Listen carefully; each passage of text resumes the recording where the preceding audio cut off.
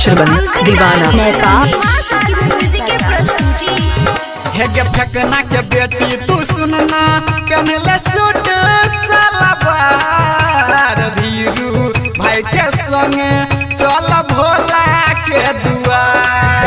हेगे फेंकना के बेटी तू सुनना कनले सूट सलवार धीरू भाई के संगे चल भोला के दुआर। दोनों गोटे के मामला को दे तो सेट गे जल्दी होई तैयार भेल जाई छै लेट गे धीरू भाई करै छौ छौरी तोहर वेट गे। हेगे जल्दी होई तैयार भेल जाई छै लेट गे धीरू भाई करै छौ गोरा की तोहर वेट गे। चौना गे क्या नाम है आपका? डीजे श्रवण दीवाना नेपाल।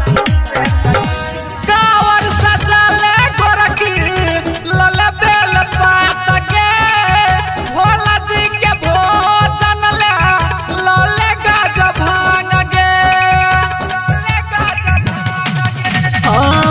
कावर सजले गोरकी लले बेल पात गे भोला जी के भजन ले लले गाज भांग गे। दोनों गोटे के मामला को दे तो सेट गे जल्दी होई तैयार भेल जाई छै लेट गे धीरू भाई करै छौ छौरी तोहर वेट गे। हेगे जल्दी होई तैयार भेल जाई छै लेट गे धीरू भाई करै छौ गोरा की तोहर वेट गे। चौना गे हेलो के बजे छी? डीजे श्रवण दीवाना नेपाल। 4 बजे भोर भ गेल डीजे सब बन्हा गेल सब कमरिया तैयार भक देखिया गेल।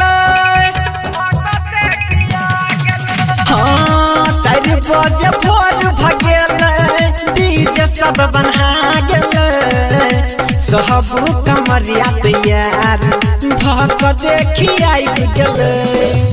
सिंगर कृष्ण राम कृष्ण दे तो बजे गे जल्दी होई तैयार भेल जाई छै लेट गे धीरू भाई करै छौ छौरी तोहर वेट गे। हाँ जल्दी होई तैयार भेल जाई छै लेट गे धीरू भाई करै छौ गोरा की तोहर वेट गे। हेगे फेंकना के बेटी तू सुनना कनले सूट सलवार धीरू भाई के संगे चल भोला के दुआर।